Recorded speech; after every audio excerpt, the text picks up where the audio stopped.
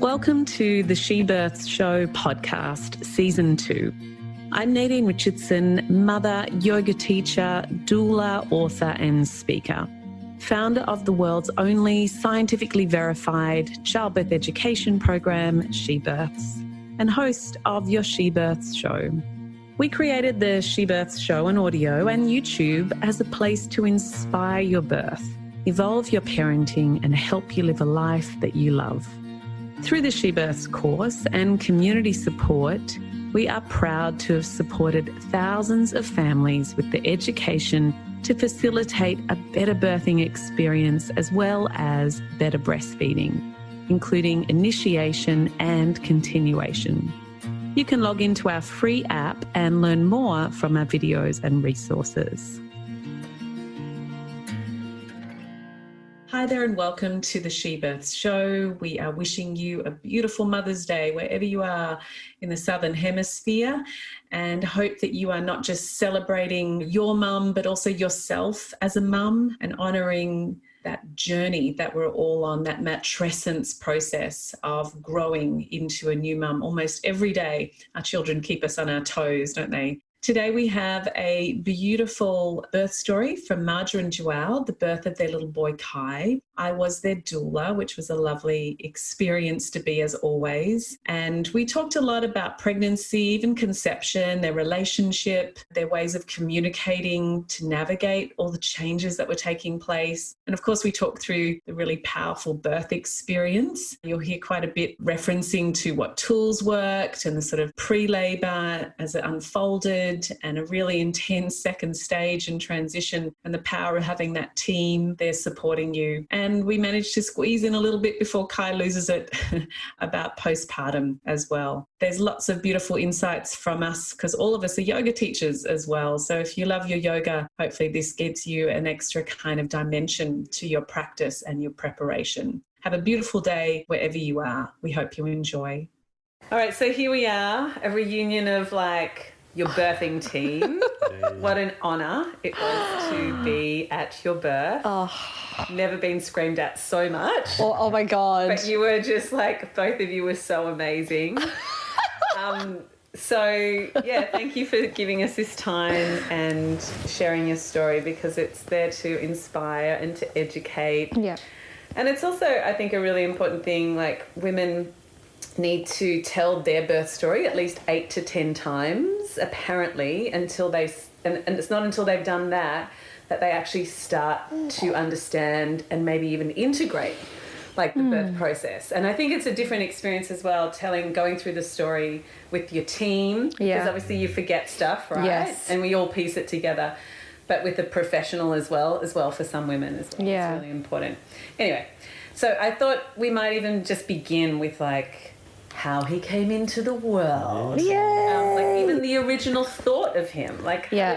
What was the beginning of this journey for you guys? Do you want me to start? Yeah, you can start. The beginning of the journey. So I think it started with, I know it started, there was one night, Joao and I we'd been together for a couple of months, and he was going away to Bali and I was going away to America. For yoga, for both of us for yoga.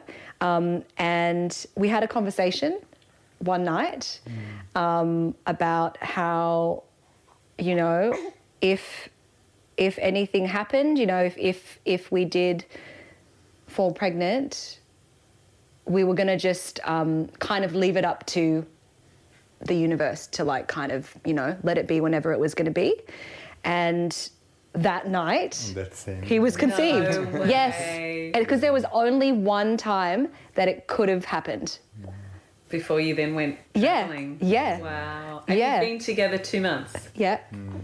In this lifetime. In this lifetime. Yeah. Okay, got it. I did know Marja before. I remember coming to one of her yoga classes a couple of years ago. Yes, with his ex-girlfriend. Right.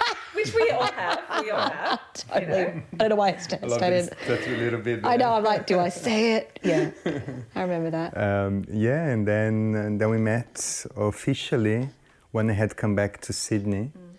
I wasn't sure how long I was coming back for, and yeah, that's just when we came back from traveling, that we met again on that same day. There was the question that popped, wasn't it? Yeah. And then we tried to figure out if what was happening. And I recall this very beautiful moment that once we sat down in my old house, we knew the Kai was coming, or we knew we were going to have a baby, and we sat down facing each other, generating that energy right in between us. That's what we were doing at that moment. Yeah, and what we wanted to... So before you'd conceived or after? That was after. Just after the conception, you came back from travel and you're sitting there. Going through a process? Yes, totally going through a process. I remember I did a pregnancy test and I was staying with you at this time, and Joao was out, and I did a pregnancy test and I was like, oh my God. And all these things rushed through my head, of course. You know, what if he doesn't feel, I don't know, what if he's not ready and all this type of thing. But I just kind of thought, when something like that happens, and there have been many other times in my life that I could have fallen pregnant with other people, and it just happened this one time with you. And so I just thought to myself, whatever happens, it's meant to be. And then we spoke, and naturally Joao was like, I just need a little bit of time to think about it. He took like maybe 3 hours and he was like, let's do it. That's awesome. Right? Yeah. And then we sat down and had a chat. And we were calling in what we wanted to call in together. Yeah, really, I just like take my hat off to both of you, because you seem to have done this journey so gracefully and smoothly. Like, you've moved house, 3 weeks after he was born. And you've done, there's been so much chaos. Yeah. But at the same time, you've been able, and such a new relationship. Yeah. But you've managed to just stay really open and loving, and I think in communication, and very graceful with all the change. Thanks, Nadine. Really? I agree. We talk about it often. We're like, if we looked at other people going through what we were going through, it would be very easy to, collapse and fall. Yeah. But we're strong. We've got a strong foundation. We're tight, and we both feel the same way about it all, and we're on the same page as well, and that really helps.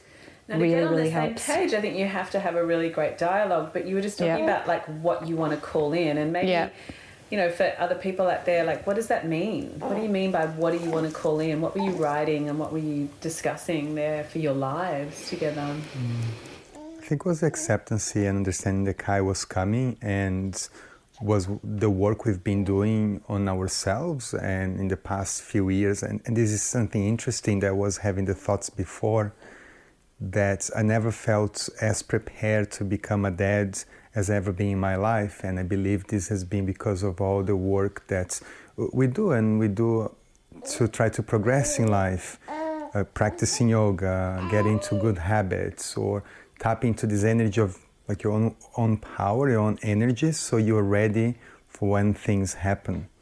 Yeah. So you are preparing yourself slowly to what is bound to happen. Yeah. And we felt that once this was on the way to happen, let's embrace it, let's let the universe guide it where we're having to go. And of course you have thoughts and things that comes to mind, and you're dealing with all of them. But I think the calling in part is accepting that there is a soul coming into this world, and we are going to be looking after the soul and do the best we can. Yeah. And I remember one of what we both said was, I knew it was going to be with you, I just didn't think it was going to be so soon. We thought we'd have more time. But we didn't. And that's the thing. It's like everyone was like, was he planned? And we were like, well, not by us. But there was something, it's like, depending on what you believe, we think he was there waiting with this little stick with the little bit of material, waiting. And he was like, as soon as we got together, he's like, yes. And he just jumped down. Hi. Perhaps in some belief systems, it talks about that the child chooses the parents. And in yogic philosophy talks about that, where the soul of the child chooses the souls of the parents to work in whatever that new soul has to work on, the existing karma or the new challenges in life they have to go through. So if they picked us to be the parents, it's also kind of like an honor that I would have to take him through that journey, and this is still our journey as well, like what we are going through ourselves. So stepping into, okay, let's step into something new, let's step into I don't know, a concept that is not only you anymore, that you are now having to look after someone and you're just serving, now you're giving. Now the whole idea is to serve somebody else, be the partner, being pregnant, or being the little guy, which is again karma yoga, right? Yeah, part of the philosophy. It's bhakti, it's karma, it's absolutely, it's the essence of yoga. And I think that poo. I think he might have done the poo. Oh man, we might have to cut for a bit. Do a nappy change. I know. I think so. When he poops. Can you smell his butt? Has he done poo? Under the tail. Smell under the tail. On the outfit. I think he's fine with. You think he's okay? All right. I think the way you guys live is a yogic way, and it's not about. I suppose I want to get it across to people that it's not about, doing lots of asana poses and going to classes and achieving certain goals and so on with the physical body. It's about creating a life that you love. Yeah. And I think you guys are actually in a discourse all the time, from what I can tell, about are we on track? Like, are we really living our best life? And are we commanding our way of life rather than, or is the world telling us how it should be? Totally. Yeah. Totally. This whole idea. This is the foundation of she births, because it is so yogic like that. And I think you guys live that as well, right? Would you say? Yeah. I think the word that we always use is it aligned with us and kind of where we're going and who we want to be, and the type of world that we want him to grow up in, you know? So, and it's a constant, like it's not one of the things he's taught us as well is adaptability, like adapting our beliefs as we move along and, maneuvering them and changing them when we need to, the same way that we do with him. Yeah. Yeah, and that's alignment as well. Totally. But mostly, Yeah. And we're learning heaps as well. I mean, that's what we're doing now, is seeing this as such a big learning curve for us as well. Because now we have this opportunity to, like Marja was saying, to being in alignment, understand what our values are, what we're going through in life. And it's just so open as well. We're not too strict with anything. We're here to learn, to learn with the experience and learn from him as well as teach him as we can. Yeah. And constant, like you said before, communication, constant checking in with each other.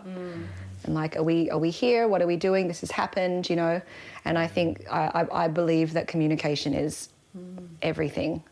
Yeah. Beautiful. I love that. Yeah. So in the pregnancy... Yes.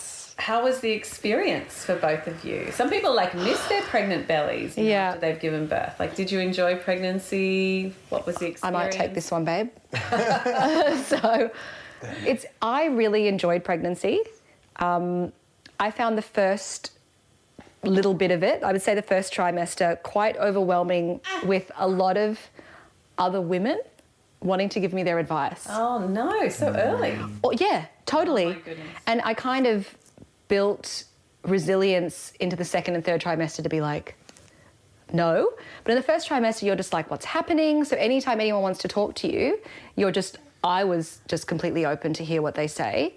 And that was just filling me with a lot of things. Going home to Joao and being like, oh my God, this can happen. And he's like, you need to stop listening to people. But what I found with that was being pregnant was a really interesting healing for a lot of other women who had been pregnant and might have not necessarily healed from certain traumas or their own experience. So they I feel like they looked at me as an opportunity to I don't know, heal, talk, offload, whatever. But you can hold space for people. Yes. So you're a teacher and you're a healer. Yes. As well. But I found it really difficult to hold space for people while I was pregnant. Because when you're pregnant, you're actually holding space for this child. Totally. I didn't think about that. How do you then, because I know it probably changes then in our work as well and all of that. Totally. And second trimester was amazing, really, really great. I felt super good. Towards the end, I think it was like 36 weeks and on, I was, hi. Yeah. I know. I was ready for him to come out. Yeah. It was like, and I think that it's kind of done like that. You get to the point where it's like, I love this, but all in all, really positive. I taught for a long time, up until about 36 weeks. Yeah. Didn't have to buy any maternity clothes. No. I bought 2 pairs of maternity jeans that I never wore. But no, it was really positive. I really enjoyed it. Yeah. And no real cravings as such. Yeah. No, it was good. It was interesting to see you keeping up with your practice and adapting your yoga practice as well as the pregnancy evolved, and of course going to your classes as well and understanding what sort of different postures or sort of different elements you put in, and seeing that you had energy to continue practicing throughout, right? Yeah, and I felt better when I'd practiced. I felt more alive. Yeah. Moving my body, but really adapting my practice. And being a yoga teacher as well, you know, you do courses and they say, don't do this, don't do this. We can do a lot. We can do a lot. We can do a lot as long as you're, listening. You can do a lot. Yeah, I agree. Like, one of the reasons I had to like create a prenatal yoga sort of style was because all that was available like 80 years ago when I was pregnant was like modified Ashtanga, which was like, you know, doing your poses around your belly. Yeah. Or geriatric yoga. Yeah. People teach like prenatal yoga like, oh, just take a little side bend, be careful. And I'm like, it's so boring. Like, Totally. It's just like so boring for the mind, and it just doesn't make you feel alive. And doesn't prep you. It's just fearful, actually. Yeah, But now totally. I think we understand our bodies. And of course, there's people yoga teachers who I talk to, and they just get pregnant and all they want to do is just meditate. They just want to go into that kapha energy rather than become any more vata. Because it is such a changing experience, right? Totally. Was meditation different for you guys when you were pregnant? Or sitting? Did you feel more called to sit? I felt a lot more. I slowed down. My body slowed down. I did more yoga than meditation. Yeah. I do Reiki sometimes. I did more guided meditations. Your meditations were amazing towards the end. They were amazing. Yes, the visualizations are fantastic. Yeah. Oh, the boo-boo. He wants to tell his story. You tell your story too. How does it feel when you were in there? And you're growing, it's so small. In the womb palace, it was amazing. Chat. He's a bit chatty for a boy. Totally. Girls are normally really chatty. Really? Oh my God, no. He's like forever talking. That's so cute. And what I found interesting is in the first trimester, you actually didn't do nearly much. You were very preserving energy, conserving everything in. Yes. And that felt right for you, right? And then your next stages, you start incorporating more of your practice. And I do feel like that first trimester thing was a little bit fear-based as well. Yeah. I do. It felt right. Yeah, like don't practice for first 14 weeks. And Yeah. A lot of people think that. And there was a lot of doing things and you feel things in your body and like, oh my God, what's that? I know. Oh my God, I'm sore. Yeah. Well, what have I done? The muscles and ligaments are growing like from 2 to 20. Like there's a whole lot of change. Just stretch and massage, breathe. Like adapt. Totally. Yeah.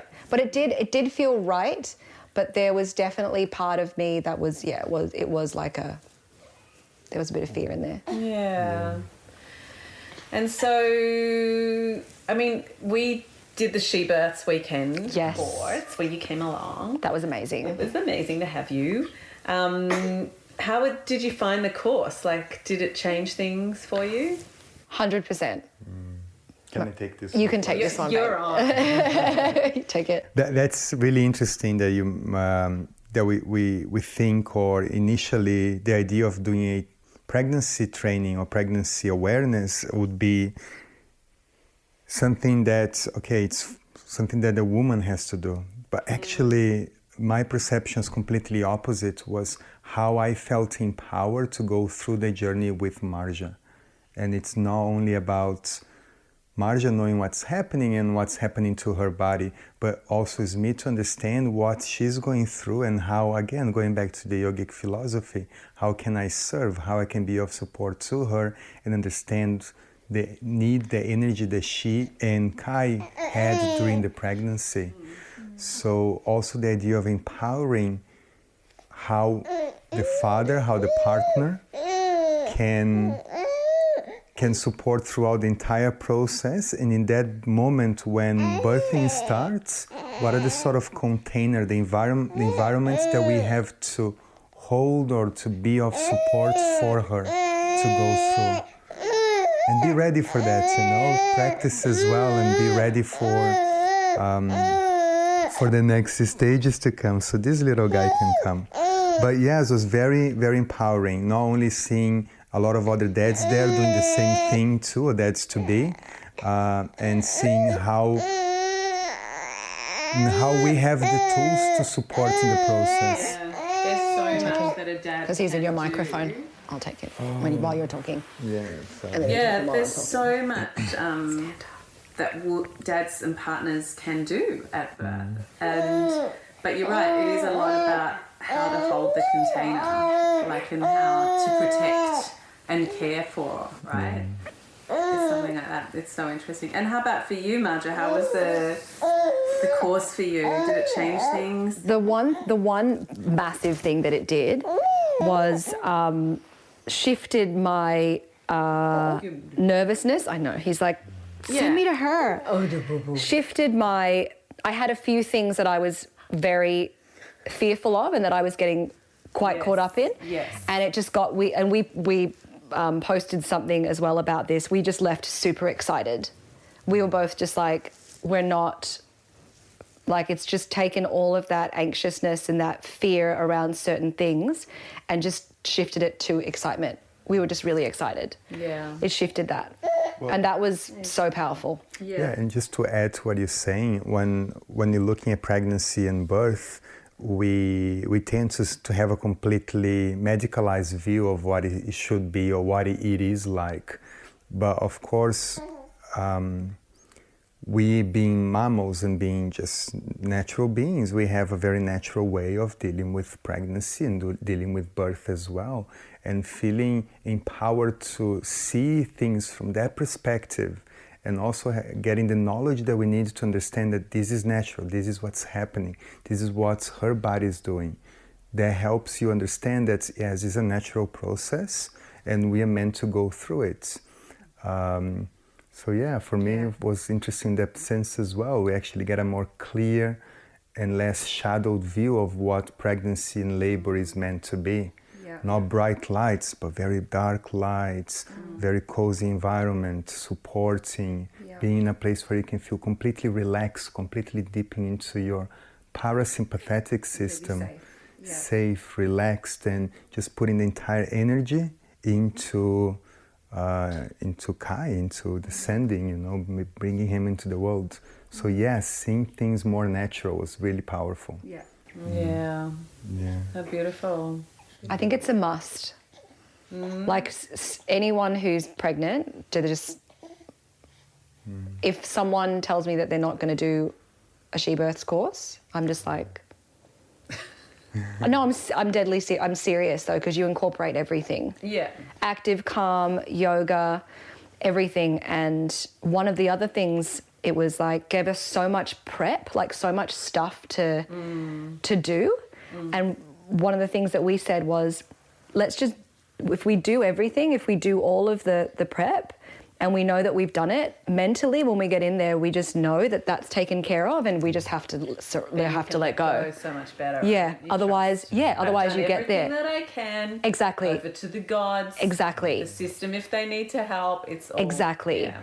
Exactly. That was the biggest thing. Because getting in there and going, oh my God, we didn't do the perineal massage, you know, it would have been like just this constant thing. So. And that as well, being comfortable in understanding that we are going through the process as natural as we can, but we know what is there to happen in case anything doesn't go according to what we're thinking, what we're envisioning. and being comfortable with those decisions as well. Being comfortable that that's the time, that's the right thing to do, that's what we're going to do.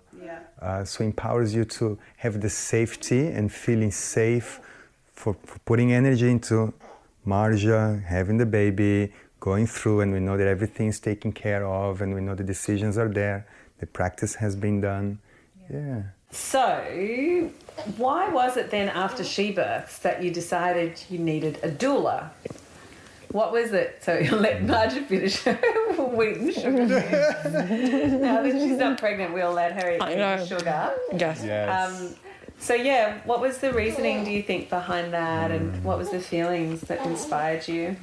I think the doula, the aspect of having a doula is something that we've always been considering, and I think it's the whole aspect of being natural in birth, is understanding that there are people out there that can help you have a natural birth and they don't follow the medicalized system. And in the studies that we are doing lately within yogic philosophy, it talks a lot about that, about having the natural aspects in your life. And we thought that having somebody that actually understands what we're going through, what to do in that specific moment, that can be the voice for us, that communicates what our intentions are with the hospital or with the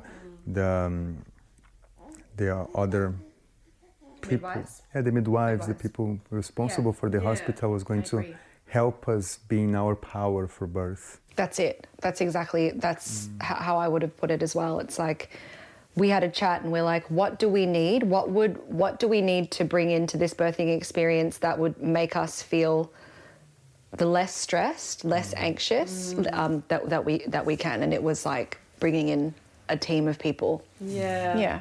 That's really cool. Yeah, because, it would be a lot to have, if a decision did have to be made, and it was just, the two of us, it would be good to have someone else. We thought it would be good to have someone else there that we really trusted and that knew their stuff, just in case we needed to, just in case that happened. Absolutely. But it didn't, thank goodness. And I think that's where I see it the most, actually, as a doula or as an educator.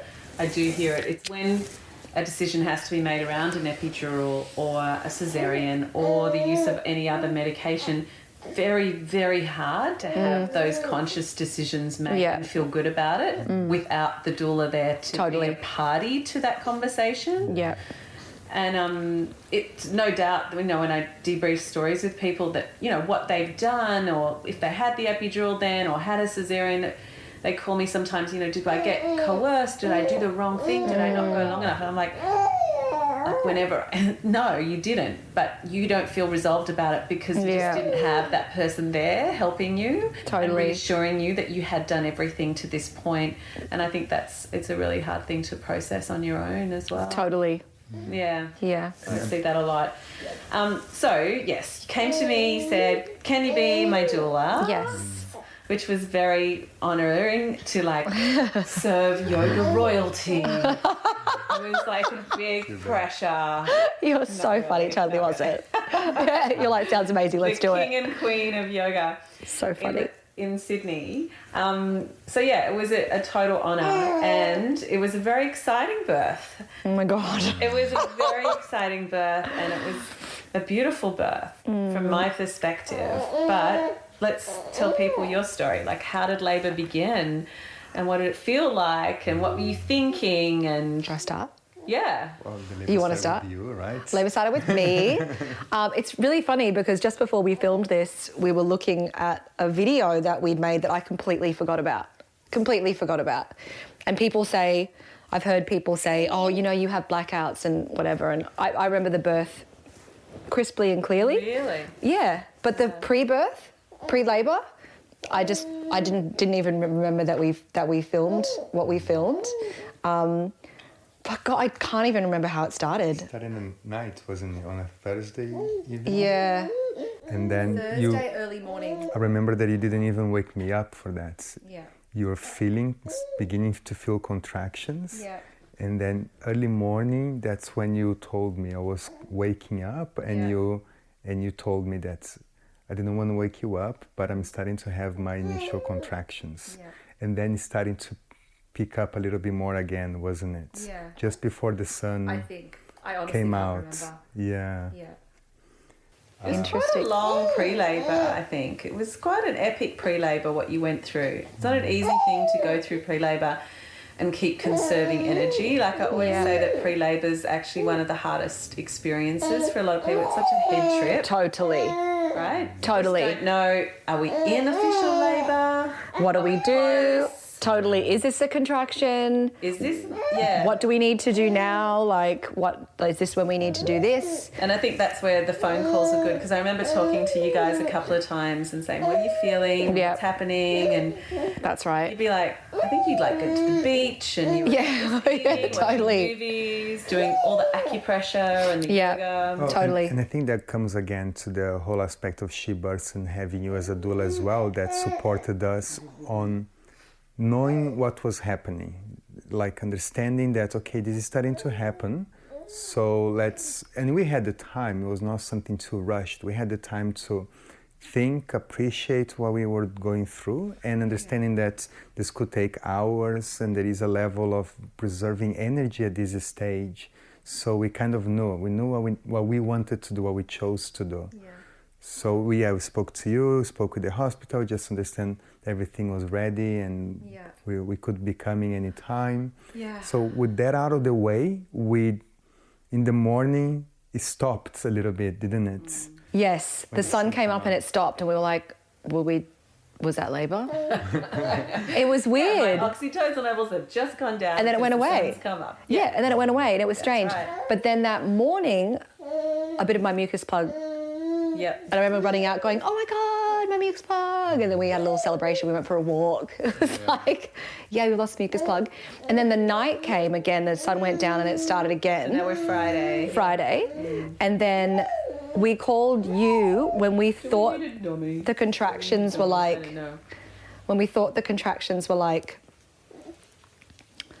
2 to 3 minutes apart, and we called you, and then you talked to us, and then you were like, Oh, that was great. remember? Yeah. And you said, how long are the contractions? And then we'd spoken to you and 8 minutes had gone by and you were like, you're not in active labour yet. And we're like, what? That's right, 'cause That the was really contractions sad. have stopped. Yeah. And I think Joao said to me, what does that mean?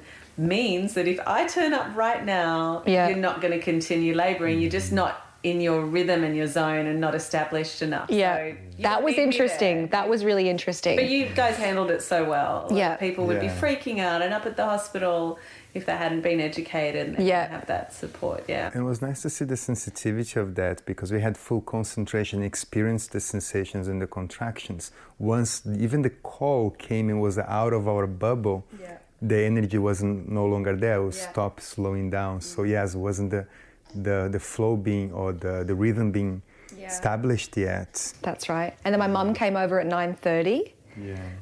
And she apparently slept on the couch. I don't really remember that. She sat with me for some of it. We were in the bath for quite a lot of it. And then I remember being in the bath and just going, I feel like we need to be around professionals now. Like, I feel like we need to be somewhere where, just in case, I feel like the baby's like, I feel like we've progressed quite a way. Yeah. And that was interesting because not knowing.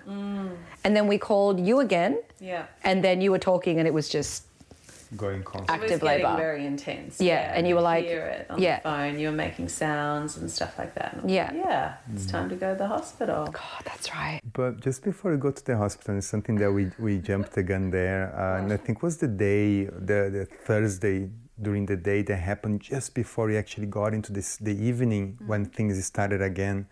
Because we were in the whole process of preserving energy, right? And what did we do on that day? We went to Centennial Park. Did you walk the labyrinth? We walked the labyrinth. Yes. We walked the labyrinth. We pulled some cards and then walked the labyrinth. Yeah, when taking the time to put that energy into what we're going to go through, which was the evening. Yeah. So at that stage, we're preparing, we knew what was happening. We did also go to the beach to have a picnic, watching the surf and the end of the day, just to set up for that stage. And I remember you slept a little bit before it really started to, right? Yes, thank God. Yes. It's the last time I slept. I'm joking.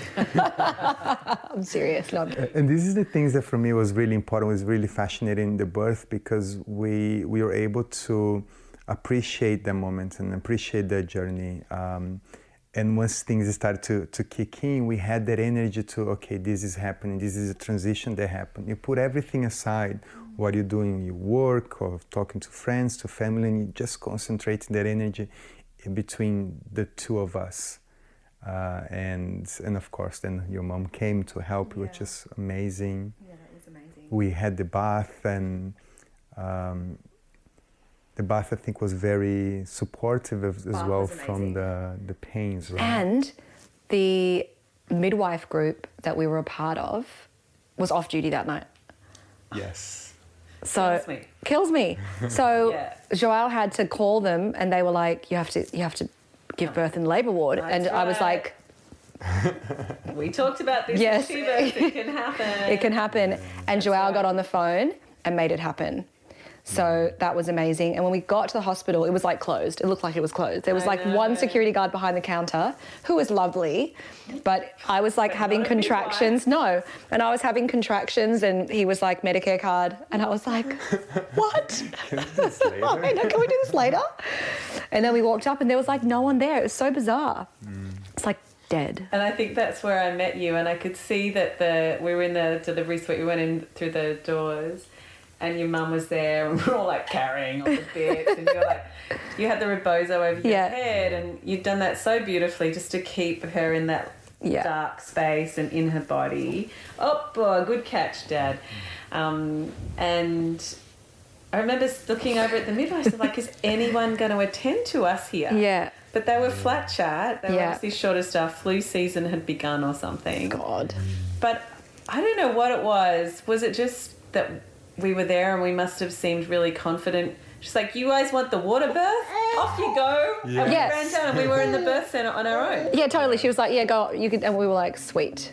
and we got the one that we looked at as well. Yeah, that was really funny. They showed us in the process. We go through the whole midwife practice, and they actually show us. Yeah. And they showed the one that we actually got on the day, which was really interesting. Yeah, that's awesome. And everything worked so well because we were preparing the water birth, and we were prepared for having the birth in the delivery, was called birth center, yes. And having in a different place made me a little bit anxious at that time. And I tried to filter down the anxiousness and try to speak to them about things. And they were so accommodating. In the beginning, we had to speak to them to potentially have a pool installed in the delivery suite, and have the balls as well, the Swiss balls, and kind of create the environment that we needed for our birth. In the end, they put us into the birth center. Birth center. Birth center, right? Yeah, it was amazing. And then the girls came down. Well, I had to run and get the girls to get them to come in. Oh my God. With the arrival. But you know what? The midwife that we had was really, I liked her. Yeah, that's good. I liked her. That's good. So that it all worked out. We got in the room. Yeah. And then we were just fluffing around. Your mum was an amazing help, because to be at birth, I always think you just need an ego-free person. Totally. And she doesn't take offence if she's doing something, if she's not doing something, if she's picking stuff off the floor, if she's taking photos, or whatever she was doing. She just did it with humility and grace and service. She's amazing. Yeah, which I think is a beautiful energy, and you could just never have too many people like that at the birth. It doesn't matter, right? Yeah. Carrying 10 liters of coconut water. Oh, the coconut water. I know. Can you go back to the car and get another litre of coconut water, please? We just have 15. You need 16, please. Yeah. So I don't remember from that point. Do you guys remember that setting up? And I remember getting in there and just going, okay, what do I like? I just remember standing there and having a contraction and going, okay, I'll just put my hands on the bed. Like, you don't know what to do. Yeah. And then you were like, do you want to be on the bed or the floor? And I was like, the floor. So I didn't know what to do. And then, we went on the floor. You just flopped on the floor. And then we were on the mats on the floor. Sheets out. Yeah. Yeah. And then we were there for, I don't even know how long. We were there for a while. And then someone came in wheeling something, and The blood pressure thing. Yeah. And God, I remember her doing that. And then she was like, do you want to have a vaginal exam to find out? And you were like, I go to Nadine, I don't know, do we want to? And you were like, do you want me to remind you of your birth plan? And I was like, yes. And then you said, no vaginal exams. I was like, oh, okay, I want one. So it's funny, right? Yeah. You get in there and you're just like, I need to measure. Like, I want to know where I'm at. And we did one, and I found it quite, it was fine. It was fine. It was fine. That was good. I think we got it all set up, and so that as soon as you'd had a contraction, we helped you down. Yeah. Then you have it, and then get you up as quick as possible. Totally. Because it's really not a comfortable position. To have a contraction in. No, definitely not. And how dilated were you? I don't remember. 4 or 5? Yeah, 4. Halfway. Yeah. Yeah, we're halfway. Yeah. And then contractions, water. Joao, my God, darling. His hands were like, by the end of it, were like T-Rex hands. They really were. And then you tried and Mum tried, but I was just like, harder, harder. And you were like, I just can't, Joao. Well, that's to do it. that's the acupressure, and you see how important that was throughout the whole birthing experience. That was so important. Those little points that you massage throughout the labor, or when it gets intense, knowing exactly where to put. So practicing, we did a few practices at home for me to understand where she wanted me to pressurize, and of course. If you don't get it, she'll remind you where it is. You're not getting it, okay. You did not get it hard enough. Yeah. Totally. But God. we talk about these breaks between contractions, and you feel like, oh, it's great for the mom to have those breaks and to breathe and to calm herself down. Well, it's great for the dads, otherwise pressurizing the hips non-stop would be so hard. Yeah, it was full on. Yeah. I could see it was full on for you as well. Like, you were exhausted. But yeah, you were amazing. No, but that's the thing that we talked about before, right? So we practice, we train, we do those things to understand what's needed to be of service. It's not a walk in the park. No. Yeah. Labour is labour. It's hard work. It's full on. You get moments of rest, but you are running a marathon with a stack of sprints and hurdles Totally. in there. Totally. Yeah. The rest is like, Yeah. feels like 3 seconds. Yeah, it feels like that, right? Yeah. For sure. But the body gets to recoup and the relaxation comes into the fascia and the mind and the nervous system, and then you get another big strong wave. It's just riding those big waves, right? God, You guys were amazing. So I remember we were on the floor, you had the VE, and then what, did you get straight into the bath after that? Yeah, I think so. I'm Spent pretty a sure. lot of time in the bath. It was good. That was your happy place, right? Yeah, it was amazing. And we only filled it once. We're only there for 4 hours, right? In the actual birthing suite for 4 hours. Yeah, that's right. So went into the bath, you got in the bath, and we pretty much stayed in the same position the whole time. Yeah. Joao was sitting down. Tried a few different positions, but they just didn't work. No.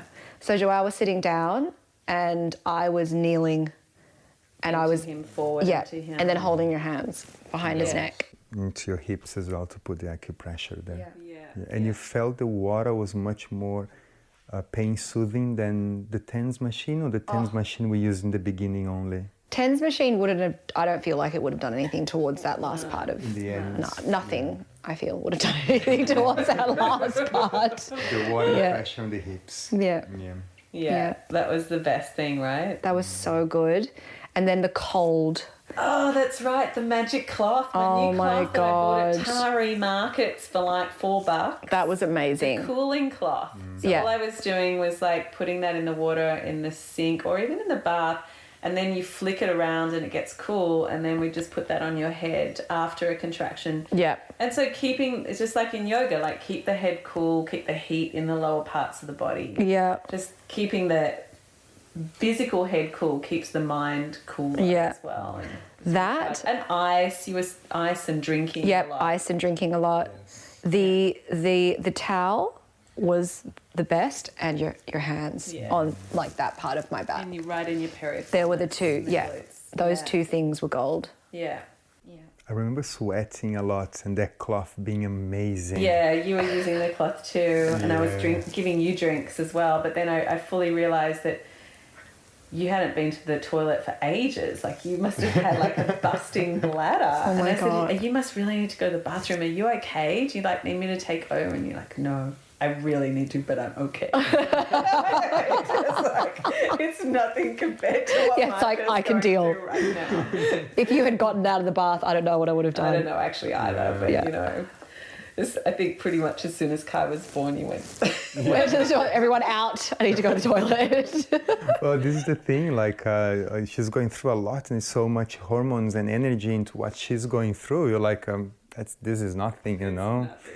You can hold your feet. Yeah, exactly. Or this whole thing of holding you as well. I remember distinctively in each contraction, thank you. You'd lean over me and I had to actually hold myself and hold you at the same time. At one point my legs were coming up and I was like, no, okay, hold. Sliding on the I think I gave him a fright when I Sorry, just Bubba. You're okay, Bubby. You're okay, my darling? When you were born, buddy. You're okay, my I'm Bubba? talking about you, Boo. Yeah. I love you. Okay, come here and I'll do that. Oh, little Come here, guy. my little Bubby. Funny. Do you want to come sit with me? I feel like he's done a poo, but anyway.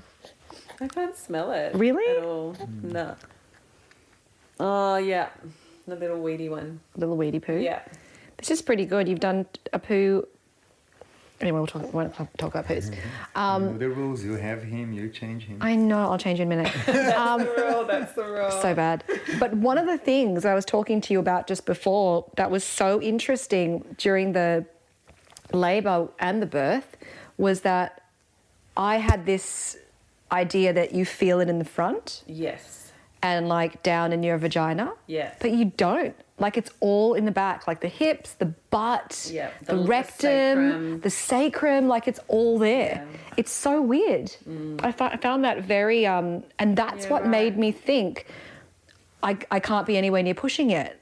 Like I thought, because you know how they talk about going around the back and then coming out? Yeah. So I thought that we were just in that part. And I thought that he was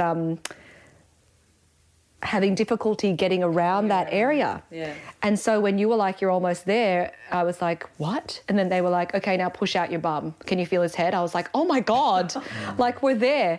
So that's an interesting thing that I would have been cool to know a bit know. before. Yeah. Right.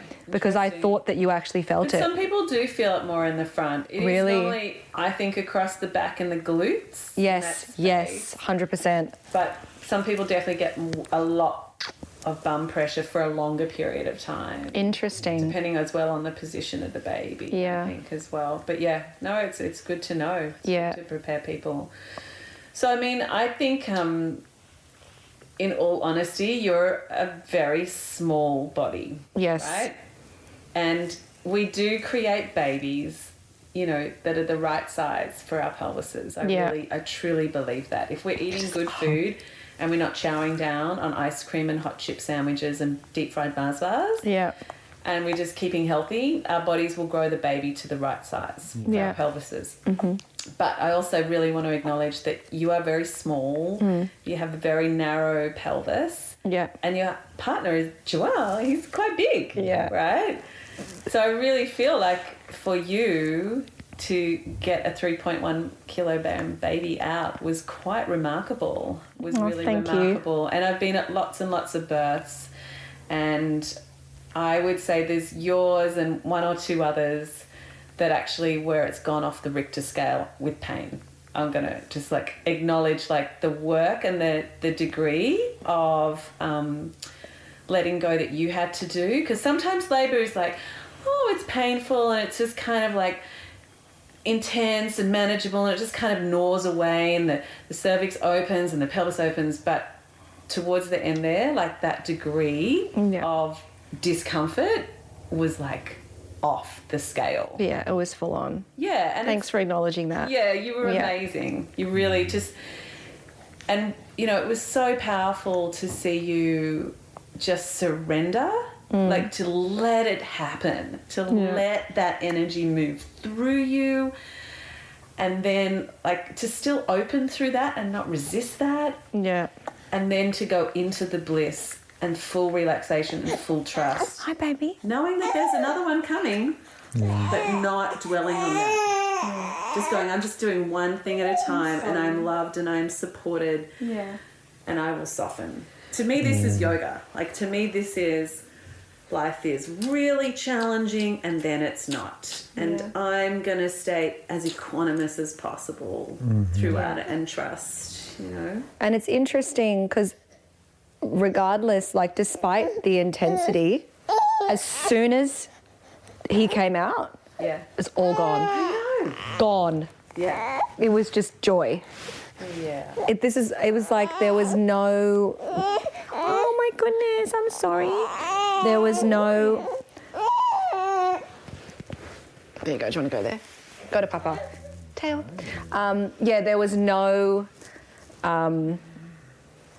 like I was good down there. You were amazing. And it was just as soon as he was out, even while he was coming out, to be honest, there was one part that was a bit intense. Yeah. The ring of fire, they call it. Yeah, right at the end where his head's coming to full crown. Yeah. Yeah. But as soon as that was done, neck, body, easy. Was fine. Yeah. And that's the thing, like the contractions, like you always say, 3 breaths. It's 3 breaths. And it is. But far out, man. Those 3 breaths are like, you're pushed to your limits. Yeah. Like in every way. Yeah. One thing that we did as well, that you did towards the pushing or before you get into the ring of fire was to bring the breathing or the sound instead of out, bringing in down. Yeah, into pushing for sure in second stage. That's so helpful. Yeah. Because you were very vocal. Yes. Like in transition. And we didn't know you were in transition because, like you said, in 4 hours you went from 4 centimetres to baby. Yeah. So the midwives didn't believe when I was like praying that you were at transition, because it was like, if you are not in transition, like I'm going to get the anaesthetist. Yeah, totally. I didn't say that. But I knew that if you had more contractions at that degree of intensity, it would be distressing. It would be distressing for the most calm person. Yeah. Then that's not a good thing in birth, because we can upset our little bubbers too. I know. So, I just remember watching you in that stage and, just really praying that that's where you were, and you were making a lot of sound. Yeah. And your body was starting right in your shake. face. Right in my face, right in my ear. So, I was holding your hands, Joao was squeezing your hips, and you were coming right up out of the bath, and your body was almost convulsing. Yeah. And I haven't actually seen it like that before. Yeah, so it was really strong. So it's like I knew you were close, but I couldn't go down the bottom end to see what was happening during contraction as well, because you needed me up at your head. Yeah. So anyway, the midwife came in, because I'm pretty sure I got up in a break and saw some anal pouting, and I was like, I'm going to get those midwives. And I was like, can you guys come through? She's ready. And they're like, yeah, sure, no worries. And they didn't believe me. They just didn't believe me. Oh my God. So I got her to come down, and then I think we did another vaginal exam just to check, because they just didn't believe it. And I think that's, for me as a doula, it's like, oh man, why'd you get her out of the bath? Like, she was in the zone. Yeah. Whatever. You did it really well. Yeah, yeah. Just doing the checks. You're right. They were like trying to make me, and you were like, she's fine. And I was like, I just need to know. Yeah. And I was 8. Feed that doubt a little bit as well, right? It was very well timed and thought through, and I think when we're talking about this idea of having a doula to help us and to be in that experience with us, is to make those decisions to help us. Are we going to do the vaginal exam? If we are, how are we going to do that as seamlessly as we can, that we can have a contraction, go out of the bath, do what you need to do, come back as soon as you can. As quick as possible. Yes, and that was very helpful for what I saw. Yeah, it is. And just to keep mum as calm as possible, right? To keep mum in the zone. And then I think you pretty much got back, you were like fully dilated then? Do you remember? 8. 9. 9 for sure. And then it was just like waiting. And then I think a really strong contractions. And do you remember pushing? Yes. Yeah. So were you like able to do that sort of pushing like from the top? Because you were still making sounds, so you weren't doing coffee plunges? No. The Ujjayi breath? I was basically, by that stage, I feel like I had no real control over my body or breath. Yeah. All they told me to do was close your mouth and send that energy down. So that's what I did. I just closed it and just tried to send it down, and then it kind of did it itself. Yeah. So, I think what you were saying was like, you got that breath down and that sound down, and your body was just doing it all. Yeah, totally. Well, I kind of felt like my body was doing it all for that last really intense part too. Yeah. And that's the thing. It was just like, I was like, the contractions came and my body just kind of instinctively, organically just threw myself onto Joao and grabbed your hands. Yes, yes. And that was it at the end. It was like down, up. But it wasn't a conscious thing. It was more just... That's what the body was That's what the body needed to do. Right? Yeah. And then for that last bit as well, the only part that I felt I put a bit of orchestrated a little bit was the final push once his head had come through. And she was like, okay, his head's through. And then I remember just pushing because I just wanted him out. I was like, out. Yeah. Done. Yeah. That's right. I think we're going to have to do a part 2. Okay. On like post-birth and I think all of this identity shift and the juggle and all of that kind of stuff and all the... Because to me, you kind of face so many fears. Yes. Transform so many fears in the pregnancy and in the birth, but then there's more, right? Like there's so much more. To slay. So much more. Yeah. Yeah, a lot more to share. A lot more to share around that. Yeah. Thank you for tuning in today. We hope you enjoyed the show. Remember to subscribe so that you don't miss out on our next conversation. Share with a friend and leave us a review.